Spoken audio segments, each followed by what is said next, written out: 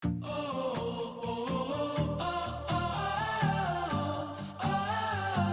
morning, happy weekend, happy Saturday sa mga lahat. Ito ngayon ang ating karaniwang ginagawa. This is a day in my life during weekend, Saturday. Ngayon, tinitingnan natin yung lists natin sa mga order. Masulat natin sa bags o sa bag.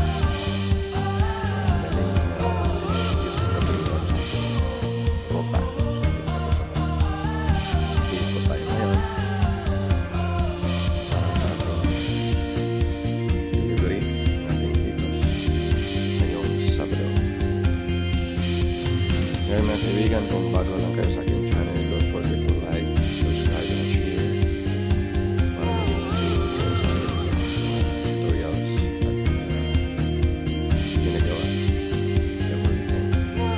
Weekend lang kung tayo mga kaibigan.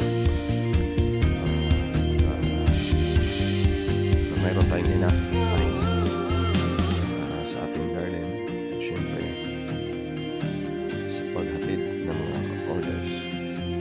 So yan po ang ating ito po ang ating channel, Litos Terraces in Town. Ito rin ang pangalan ng ating garden. Mayroon tayo ngayon mga kaibigan, red lettuce.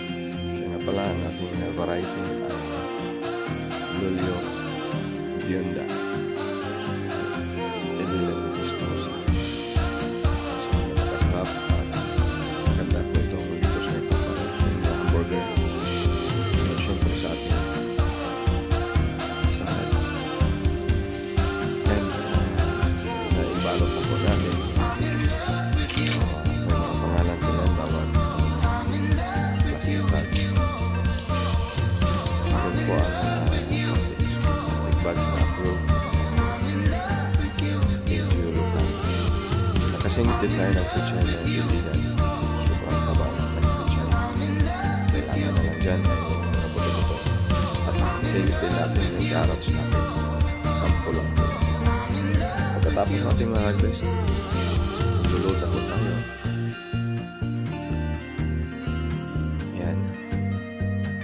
Kailangan kasi makaikot tayo. Maka-start tayo dito sa Naval proper or distribute 8 o'clock in the morning. 7:30 sana maganda na. So medyo marami-rami po ang ating harvest na yun. So yan, papasok na tayong Lukson. Papunta tayong Kaibigan via cross country po tayo mga kaibigan. Kasi ito po yung shortcut na daan. Northern part ng Kaibigan. So from Naval via cross country diretso ka na.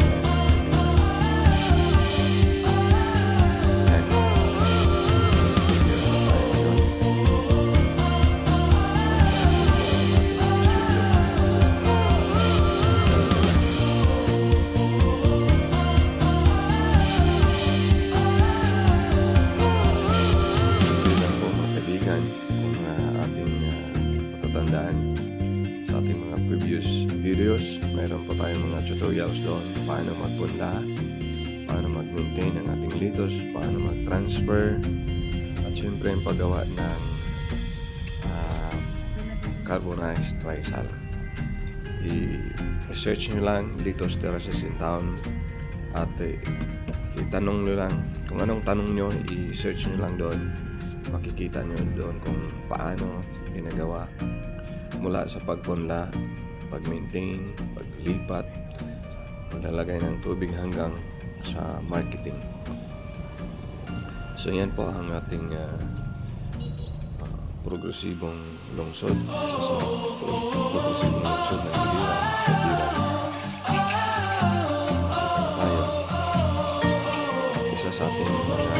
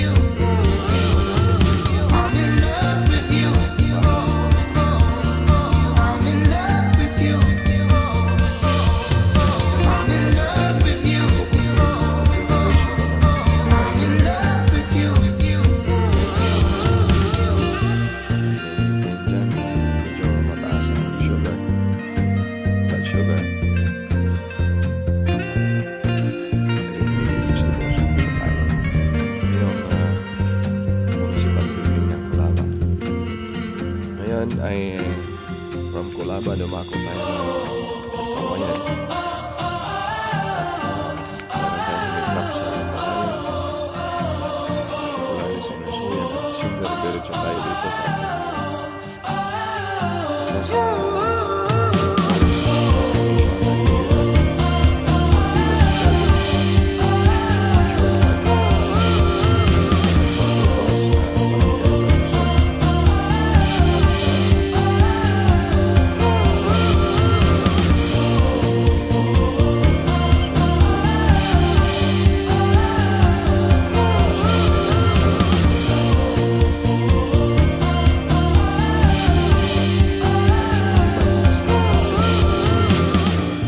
sa ibang facilities. Ang magaganda dito ay yung viewing ng Mundilos Nature Garden o Nature Park. Meron silang makikita dito yung bundok ng Mount Panamaw at yan yung Turtle Island, harap ng Municipality of Kawayan.